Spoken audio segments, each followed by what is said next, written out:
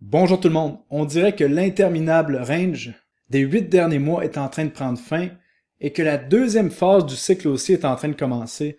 Donc on va parler de ça dans la vidéo, on va parler de l'impact des élections et de la victoire de Donald Trump sur qu'est-ce qui pourrait arriver pour la suite dans les marchés. Et je vous le dis, selon moi, c'est extrêmement positif.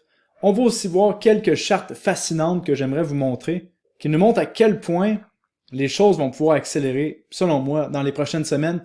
Et on va parler de quelques altcoins à la fin de la vidéo, donc j'espère que ça va vous intéresser. Et je vous avais parlé la semaine dernière que dès qu'on allait franchir les sommets historiques sur Bitcoin, ce qui vient d'être fait, j'allais vous faire une vidéo pour vous préparer à la deuxième phase du cycle haussier. Ça s'en vient vers vous la semaine prochaine, ça va être votre guide de décollage et je vais être votre capitaine pour la suite des choses. Donc si vous appréciez mon contenu, n'oubliez pas de mettre un like sur la vidéo, écrire un commentaire, et de vous abonner à la chaîne. On vient d'atteindre les 120 000 abonnés, donc merci à vous les guerriers, vraiment c'est extraordinaire ce qu'on vit ensemble, ce voyage crypto depuis les dernières années. Donc n'oubliez pas encore une fois que je ne suis pas conseiller financier, je ne suis qu'un gars dans son bureau qui parle de crypto. Ceci étant dit, c'est pas le crypto formation avec vous. Commençons la vidéo. Donc nous voici ici avec la charte de Bitcoin. On voit que Bitcoin a dépassé ses sommets historiques dans la journée d'aujourd'hui en atteignant 75 000 $. Les dernières fois qu'on avait des sommets, c'était le 14 mars 2024. Donc ça fait déjà 7 à 8 mois qu'on consolide dans un range, que les altcoins se font décimer. On a eu notre dernière correction ici que vous avez vue en début novembre, précédant les élections. Je vous disais dans ma dernière vidéo que c'était vraiment important de ne pas se laisser sortir du marché par la volatilité et parce que les gros joueurs allaient faire en essayant de créer de la peur. C'est exactement ce qu'on a vu. Et le regardez, on a eu hier, le 5 novembre, la victoire officielle de Donald Trump. Et ça, c'est massif. Que vous aimiez Donald Trump ou non, pour les cryptos, c'est énorme ce qui vient de se passer là. Et franchement, on pourrait pas demander un meilleur scénario. Et on va voir dans la vidéo à quel point qu'en ce moment, le scénario semble parfait pour qu'on ait une montée historique des crypto-monnaies. Waouh, c'est beau à voir. Et en plus de ça, faut pas oublier que dès demain, le 7 novembre, on va avoir la Fed qui va décider s'ils descendent encore une fois les taux d'intérêt. On voit que le pourcentage de chances que la Fed diminue les taux d'intérêt d'un autre 0,25%, c'est de 98,9%. Ça veut dire que ça va être un coup de fouet pour les marchés et les actifs à risque si la Banque centrale américaine descend les taux d'intérêt, ce qui risque fortement d'arriver. Donc, on a plusieurs vents dans le dos, on va quand même surveiller ça avec intérêt. Mais commençons par parler de l'impact de la victoire de Donald Trump ici. Qu'est-ce que ça veut dire pour nous, les gens qui détiennent des crypto-monnaies? Eh bien, là, Trump vient de gagner. Ensuite, il va avoir le deuxième vote des grands électeurs. Là, ce n'est que formalité le 17 décembre, qui vont vraiment officialiser la victoire de Trump. Et ensuite, Trump va rentrer au pouvoir en janvier 2025. Donc, qu'est-ce qui arrive en janvier 2025? Lorsque Donald Trump entre au pouvoir, ben, comme que je vous expliquais dans les dernières vidéos, il y a plusieurs choses extrêmement positives. Donald Trump a annoncé que les États-Unis allaient avoir une réserve nationale de Bitcoin, au même titre que l'or. Donc, ça veut dire qu'à partir de maintenant, le Bitcoin devient l'or digital officiel des États-Unis et probablement de d'autres pays. Ça veut dire qu'il y a plusieurs institutions qui vont commencer à en acheter parce que maintenant, ils savent qu'ils n'ont pas le choix. Plusieurs autres pays vont commencer à en acheter parce que le pays qui a le plus de Bitcoin risque d'être bien positionné dans le futur. Pas au même titre que l'or probablement, mais peut-être dans les prochaines années, on verra. Les États-Unis ont déjà 200 000 bitcoins actuellement. Aussi, qu'est-ce que Donald Trump a dit, c'est que le jour 1, il allait virer Gary Gensler de son poste de chef de la SEC dès le jour 1 qu'il allait rentrer au bureau. Vous vous souvenez, Gary Gensler ici qui attaque crypto-monnaie après exchange. Ils ont attaqué même Coinbase, ils attaquent tout le monde. Parce que vraiment, il y avait une politique des démocrates qui était anti-crypto. Et là, on vient de changer complètement parce que Donald Trump a aussi annoncé qu'il voulait que les États-Unis deviennent la capitale mondiale des crypto-monnaies. Donc, que toute l'innovation au niveau blockchain, au niveau crypto, commence des États-Unis. Donc ça veut dire qu'il va y avoir des lois favorables à partir de maintenant sur les crypto-monnaies. Et en plus, Gary Gensler sera plus à la tête de la SEC. Ça change drastiquement le paysage au niveau des crypto-monnaies aux États-Unis et au niveau mondial, parce que souvent, les autres pays copient les États-Unis finalement. En plus de ça, Donald Trump est pro-crypto, il a sa collection d'NFT. Il y a un de ses fils qui a parti un projet crypto, le World Liberty Finance, ses collections d'NFT.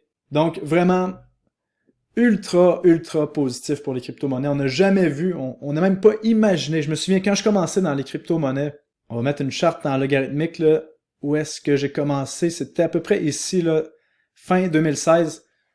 C'était un désir, une utopie. On se disait que les crypto-monnaies allaient devenir quelque chose qui est couramment accepté, que les pays allaient acheter, mais là, c'est vrai. Et ça va avoir un impact massif. Mais toutefois, faut pas se laisser berner par différentes choses. On va voir exactement pourquoi dans les prochaines minutes. Et une autre chose que je vous invite à réfléchir, bon, là, on voit que les crypto-monnaies explosent suite à la victoire de Donald Trump, mais Donald Trump est toujours pas à son bureau. Il va commencer à travailler comme président à partir de début janvier. Donc, qu'est-ce qu'on est en train de voir? Je vous laisse y réfléchir. On est en train de voir buy the rumor, acheter la rumeur et vendez la nouvelle. Donc, probablement que la première grosse correction qui va arriver sur les crypto-monnaies risque d'être début janvier. C'est ma prédiction, en tout cas. Et là, qu'est-ce qu'on est en train de voir en ce moment? C'est que les marchés sont rassurés. L'argent qui était sur les lignes de côté avec toute la tension avec les élections vient de rentrer dans le marché, est en train de rentrer dans le marché des cryptos. Et si on regarde ça, au niveau du marché des actions, on vient de faire un nouveau sommet historique, alors que tout le monde paniquait encore une fois à la correction du 31 octobre. Imaginez-vous donc que, historiquement, il vaut toujours mieux être optimiste sur les marchés que pessimiste. Il y a un certain moment donné où est-ce qu'il faudrait être pessimiste quand on va avoir des signaux de surchauffe dans le marché. Mais là, pour l'instant, le S&P 500, plus 25% en 2024, l'index des 500 plus grosses entreprises américaines. Donc, ce qu'on est en train de voir, c'est massif. On voit en plus le dollar index qui continue de monter. Ça, c'est la force du dollar qui est en train de s'apprécier et le Bitcoin monte quand même. Donc, à un certain moment donné, on risque de voir la force du dollar baisser. Et là, ça risque d'attirer les crypto-monnaies encore plus vers le haut. Mais pour l'instant, le dollar monte en même temps que les cryptos. Donc, quand même positif de ce qu'on voit de ce côté-là. Donc, je pense qu'on est en droit de célébrer les guerriers. Parce que si vous êtes ici, vous êtes des guerriers. Vous avez survécu aux 8 derniers mois de correction. Vous avez probablement survécu au crash de 2021-2022. Donc, félicitations. Nos thèses risquent de payer à partir de maintenant. On risque de voir Bitcoin faire des nouveaux sommets historiques. Les altcoins, vous l'avez vu, ont tous monté d'à peu près 10 à 20%. On va en parler un peu plus tard dans la vidéo, lesquels que je surveille. Et ça veut dire qu'il y a de l'optimisme au niveau des altcoins et que c'est pas mort. Donc, comme je vous l'expliquais dans les dernières vidéos, je vous disais que les gens allaient dire que les altcoins sont morts, que les altcoins c'est fini. C'est ça qu'on a vu. J'ai reçu plusieurs commentaires comme ça. Je ne crois plus à une montée parabolique ni au alt season. Le marché a changé. Les bull runs ne seront plus comme avant. Encore une fois, les gros joueurs ont réussi à faire peur à tout le monde avant qu'on décolle. Et je vous l'ai dit, moi j'ai acheté la correction de juillet. J'ai acheté la correction du mois d'août, de septembre. Pourquoi? Parce que j'aime mieux être prêt en avance, surtout qu'on est encore dans un marché haussier, j'aime mieux être prêt en avance et que finalement, il faut attendre 2 mois de plus, 3 mois de plus, 4 mois de plus que d'arriver en retard. Parce que quand on arrive en retard à la phase parabolique qui s'en vient, là, en à peine 2-3 semaines, on peut perdre un x2, un x3 sur la plupart des crypto-monnaies. Donc, je vois des gens qui ont ri de moi. « Ah, Paul, t'achètes des cryptos lorsqu'il y a une correction. » Ben oui, c'est ça le nerf de la guerre en crypto, c'est d'être capable d'acheter des corrections et après ça, d'être assez patient pour survivre aux montées paraboliques. Et si on regarde ça, vous vous souvenez, en 2021, on a eu des fake-outs en haut des 60 000 $ et ensuite on a corrigé. Et là, vous voyez, je pense qu'on a eu des fake-outs en bas des 60 000 $ et là, on est parti vraiment pour une autre jambe haussière qui risque de nous mener dans les 100 000 $ dans les prochaines semaines, selon moi. Donc, est-ce que ça veut dire qu'on va monter en ligne droite à partir de maintenant? Peut-être que oui, peut-être que non. Attendez-vous à tout dans le marché des crypto-monnaies, attendez-vous à des corrections, mais selon moi, dans les prochaines semaines, on s'en va vers les 90 000, les 100 000 $ sur Bitcoin. Donc, on est en droit de célébrer, mais faut quand même rester relax. Faut reprendre nos esprits. J'ai senti ce petit sentiment d'euphorie lors des derniers jours lorsque je voyais Bitcoin dépasser les 69 000 $. Là, c'est le temps de revenir relax, de devenir posé. Autant quand les cryptos corrigent, autant quand les cryptos montent, on se doit, en tant qu'investisseur profitable, de rester zen, relax et d'avoir les yeux sur la partie. Donc, on a passé, selon moi, la période la plus difficile. À partir de maintenant, ce qui va être difficile, c'est de garder son plan de match. Et je vous ai expliqué exactement mon plan de match ici dans la vidéo du 5 novembre sur cryptorecherche.com. Donc, je vous encourage à aller voir la vidéo ici. Et si vous n'êtes pas membre de Crypto Recherche, c'est encore le temps de devenir membre sur cryptorecherche.com. Parce que qu'est-ce qui va faire la différence entre les gens qui gagnent beaucoup et les gens qui perdent, comme 95% des investisseurs crypto, c'est le plan de sortie à partir de maintenant. Rappelez-vous que si on a une phase parabolique comme les précédentes et que les altcoins font des x10, des x20, il va y avoir une correction, comme d'habitude, à peu près 70% à 80% sur le marché des altcoins. Donc, ce que ça veut dire, comment se préparer? Ben, la suite des choses, c'est un marathon.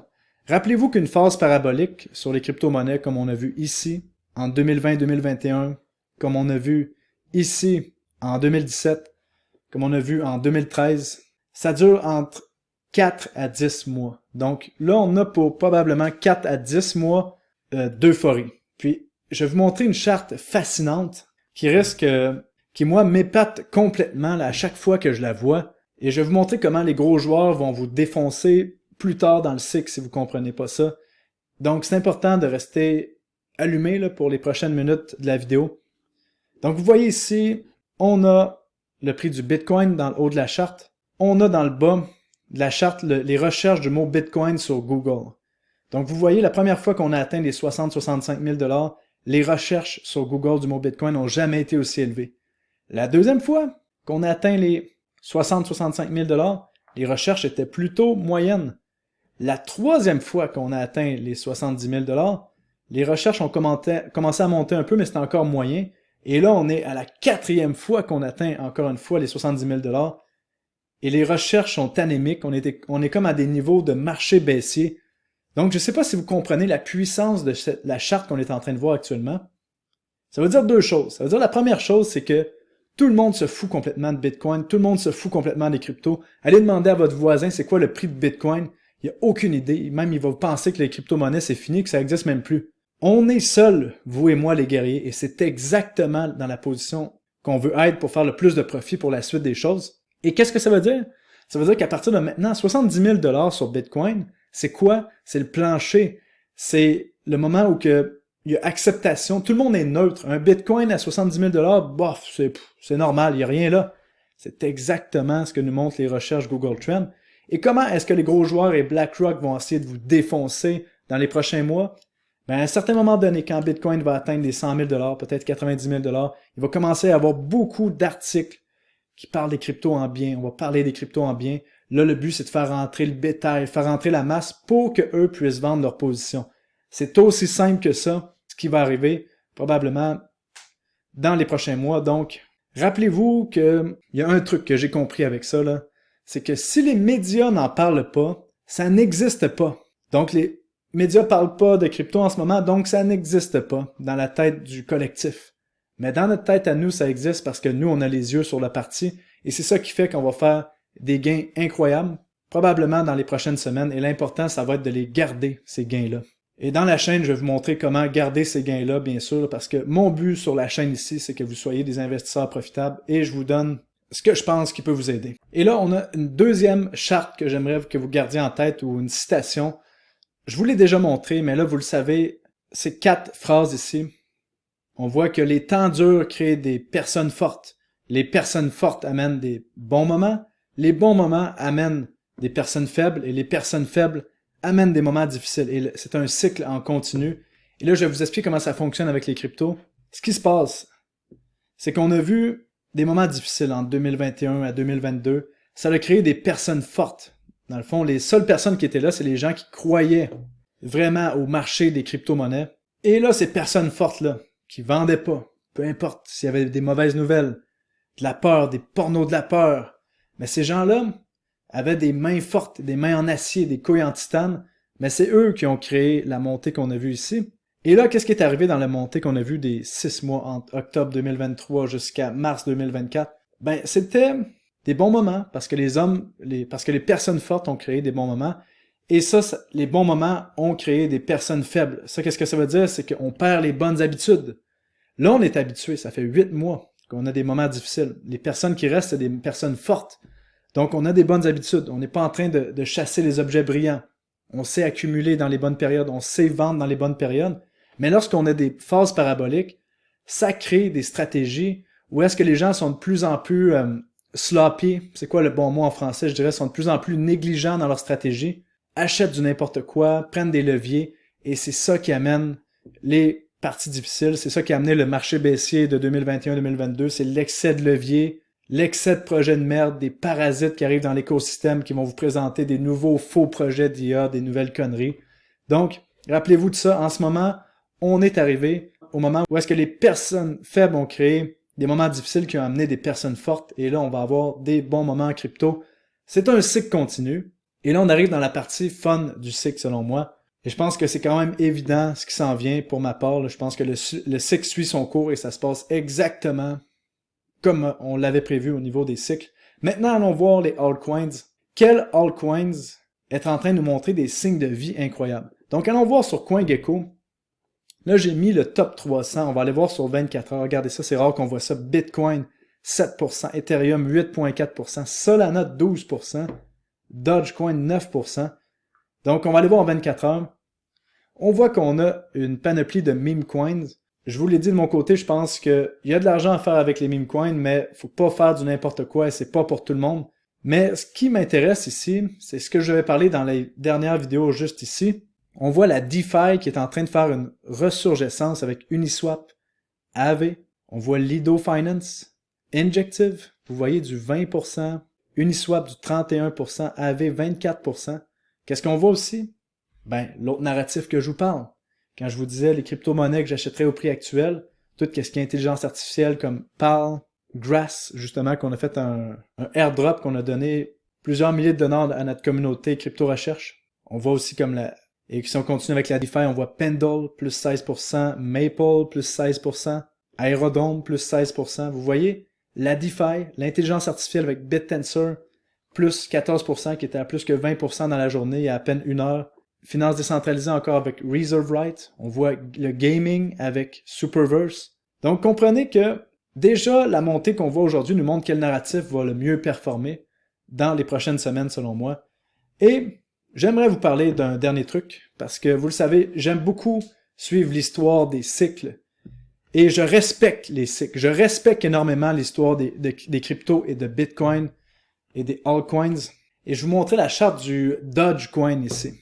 Vous savez, le Dogecoin, qui est la 8e crypto-monnaie en market cap, un meme coin, que si on respecte l'histoire des crypto-monnaies, à chaque fois que Bitcoin dépasse son sommet historique, on voit la section 3 ici, Dogecoin a une montée parabolique presque en ligne droite. Donc, de mon côté, je vous en ai parlé en septembre, comme vous avez vu dans la publication juste ici, sur mon compte Twitter gratuitement. Sur Crypto Recherche, j'ai pris une position autour des 10-11 centimes sur Dogecoin en début octobre ici. Et là, la position est déjà à peu près à x2. Donc, c'est intéressant de voir que l'histoire est respectée. Même avec notre crypto-monnaie préférée de chien, Dogecoin.